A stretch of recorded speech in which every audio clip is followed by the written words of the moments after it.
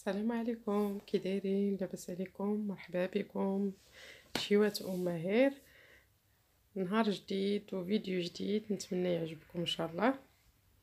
مبروك الشتيوه، مبروك الروا كما كيقولوا. اليوم الاول في العطله. ايوا شنو كتشوفوا؟ اش من طريقه هذه؟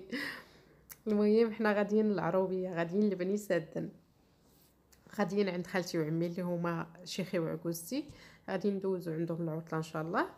المهم هادشي كنقول لكم النهار الاول في العطله اللي هو نهار السبت. انا تا رجعت لداري، عاد درت المونتاج وعاد غادي نحط لكم الفيديو. المهم وحنا في الطريق قلت علاش لا ما نصور لكمش هاد المناظر الزوينه ديال الطريق. الاراضي الخضراء، شجر الزيتون. المهم عجبني المنظر وقلت نصور شويه، واخا غير شويه. وتمتعوا حتى نتوما معنا كما تمتعنا حنايا بالخضوره ديال الطبيعه ديالنا. المهم العطله كامله دازت زوينه ودازت سريعه، ما حسيناش بها دغيا دغيا. دازت ما سخيناش بالعروبيه، ما سخيناش بالجو ديالها، ما سخيناش بناسها الصراحه.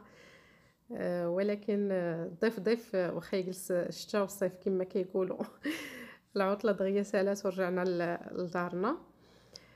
المهم كان واحد النهار من بين الايام اللي دازوا في العروبيه، كان واحد النهار مميز بزاف وكان زوين بزاف. النهار جات فيه لوستي ووليداتها وجاو واحد الاصدقاء ديالهم. المهم تجمعنا وفوجنا وضحكنا وداروا لنا الاناشيد، داروا لنا واحد النهار طلع زوين. زوين بالذكر وزوين بالاناشيد الصراحه. الله يجازيهم بخير. على المصطفى حبيبنا محمد عليه السلام. أنا عبد رب له قدرة يهون بها كل أمر عسير. فإن كنت عبدا ضعيفا قوى فربي على كل شيء قدير. مني وشعني وانا عبد مملوك والاشياء مقضيه ما في تحقيق شكور.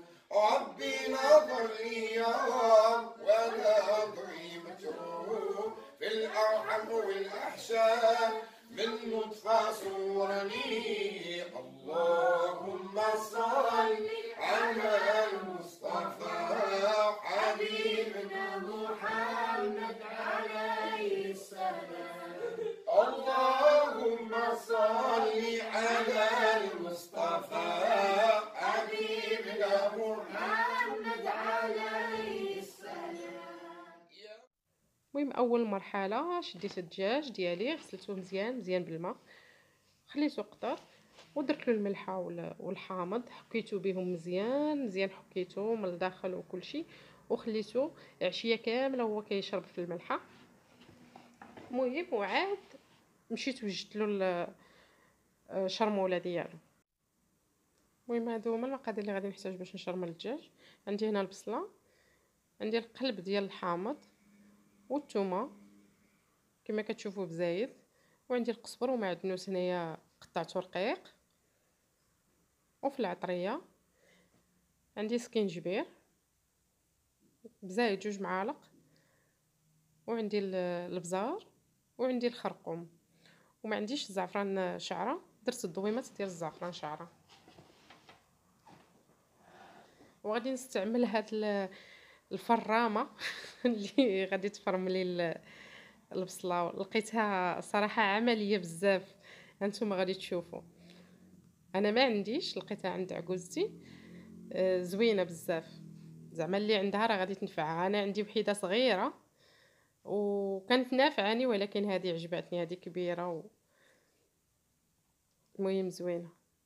هانتوما كما كتشوفوا غادي نطحن البصله والحامض مصير والثومه، غنطحنهم مزيان. ما غاديش يطحنوا تيوليو ما، وانما غادي يكونوا مشلضين رقاق بزاف. هانتوما تشوفوا ها كنضربها باش تهبط البصله اللي كبيره تهبط لتحت، ونعاود نطحن، غادي نطحن وغادي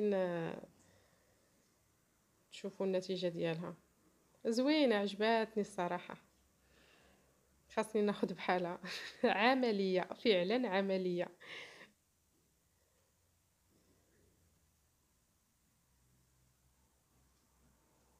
ها هي رداتولي داكشي اللي بغيت نيت.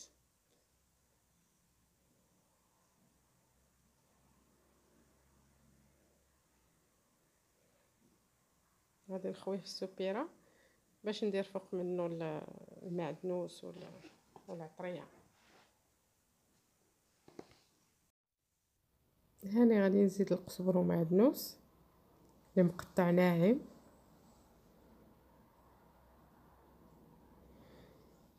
وغادي نزيد العطريه اللي عندي. غادي تشوفوا بلي راني ما دايراش الملحه،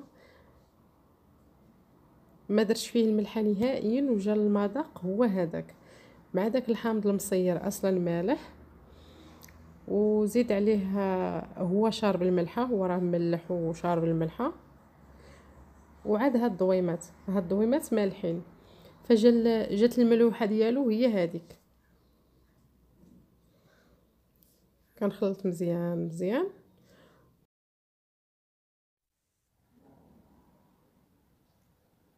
وكنزيد واحد الكاس ديال الماء مع عادي من الروبيني وصافي. كنخلط مزيان مزيان، ونمشي نشرمل الدجاج ديالي اللي شللتو من ديك الملحه وداك الحامض.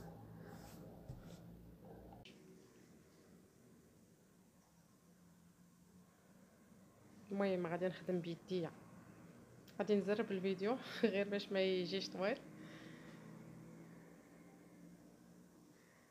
كندخلو التشرميله مزيان في الجنيبات في الداخل وكلشي.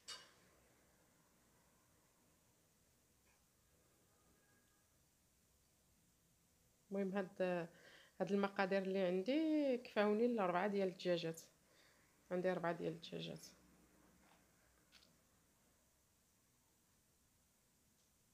وهنايا غادي نشدهم ونثقبهم بالموس مزيان مزيان باش كيشربوا العطريه وكيشربوا مزيان داك الشرموله.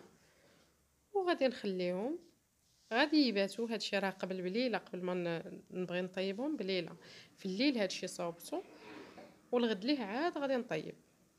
وكيف ما شفتوا راه ما كنتقبش الجلده، كنتقب غير من الداخل اللحم وصافي. كنتقبو مزيان مزيان غير باش يشرب. الجلده كنخليها مجموعه.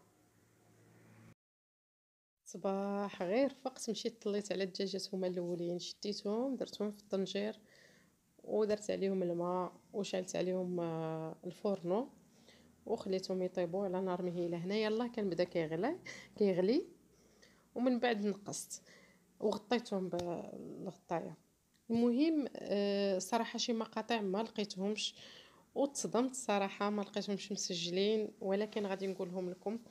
اللي هو خليته طاب مزيان مزيان، حيدته وضفت البصله.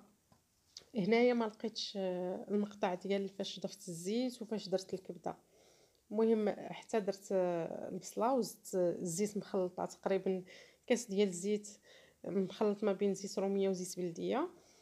وهذا هو السر اللي قلت لكم باش ما كيتحلش الدجاج في الطنجره، هي الزيت. ما كنديرهاش انا في الاول، كنديرها حتى تيطيب، عاد كنديرها فاش كنبغي نحط البصله وندير الكبده.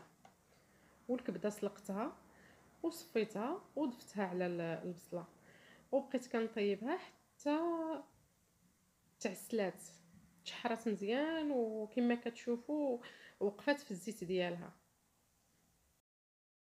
وشديت الدجاج ديالي ودهنته بالزبده ودخلته للفران تحمر وقدمته بهذه الطريقه هذه. نتمنى تعجبكم، ما تنسونيش من التعليقات ومن لايك، واللي مازال ما اشتركش في القناه وتكون عجبتها الوصفه تشترك في القناه. وبارطاجيو مع صحاباتكم ومع الاهل باش قناتي تكبر ان شاء الله. وإلا عندكم شي تعليقات انا مستعده نتقبلها زعما باش نطور من راسي وهذا ما كان. والسلام عليكم ورحمه الله تعالى وبركاته. على المصطفى حبيبنا محمد عليه السلام. أنا عبد رب له قدرة يهون بها. اللهم يا فالق الحب والنوى أعطي لكل منا ما نوى أفضل ما نوى. اللهم يا فالق الحب والنوى أعطي لكل امرئ منا ما نوى أفضل ما نوى.